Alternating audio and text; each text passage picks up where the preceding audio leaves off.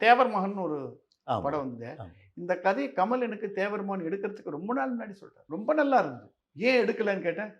உங்க தலைவருக்கு தான் வெயிட் பண்ணிட்டு இருக்கேன்னாரு. பட் ஒரு தடவ வந்து சிவாஜி சார வச்சு எனக்கும் கமலுக்கும் ஒரு சின்ன சண்டை வந்தது. சண்டைன்னா 2 பேரும் ஒரே விஷயம் தான் சொல்றோம். பட் அவர் ஒரு சின்ன இது சொல்ட்டாரு. ராஜபார்வை ஷூட்டிங் போது. முகலே ஆசாம். அதுல முகலாயர். பிருத்திவிராஜ் கபூர். ம். அது தனி கம்பீரம்பா அப்படின்ட்டாரு. நான் கட்டபொம்மன பத்தி சொல்லியிருந்தேன். பட் அவர் அத பத்தி கொஞ்சம் அதிகமா சொல்லிட்டாரு. நான் என்ன பண்ணேன், அவ்வளோ எவ்வளோ இம்மெச்சூர் நாங்கிறது பாருங்க அந்த காலத்துல. ஷூட்டிங்க்கு வரமாட்டேன்னு போயிட்டேன் வீட்டுக்கு. அந்த அளவு சிவாஜி பற்று. ஆமா. அடுத்த நாள் ஆக்சுவலா சாருஹாசன் சார் வீட்டுக்கு வந்து, "டேய் 2 பைத்தியக்காரர்களும் சிவாஜிக்கு ஃபேனு. நீங்க ஏன்டா இப்படி அடிச்சுக்கிறீங்க அரசியல்வாதி மாரி? ச்சீ வா" அப்படின்னு கூட்டின்னு போனார் ஷூட்டிங்கு. அப்போ சிரிச்சுட்டோம் ஒருத்தருக்கு ஒருத்தர். 2 பேருக்குமே பிடிக்கும். என்னத்துக்கு இந்த மாரி பைத்தியக்காரமா பிஹேவ் பண்ணுறது? Kamal is a very big fan of sir. இல்லாட்டா அவர் சொன்ன அந்த நீங்க தேவர் மகன் ஒரு ஆமா. படம் வந்தது. ஆமா. இந்த கதைய கமல் எனக்கு தேவர் மகன் எடுக்கிறதுக்கு ரொம்ப நாள் முன்னாடி சொல்ட்டாரு. ஓ! ரொம்ப நல்லா இருந்தது. ஏன் எடுக்கலன்னு கேட்டேன். உங்க தலைவருக்கு தான் வெயிட் பண்ணிட்டு இருக்கேன்னாரு.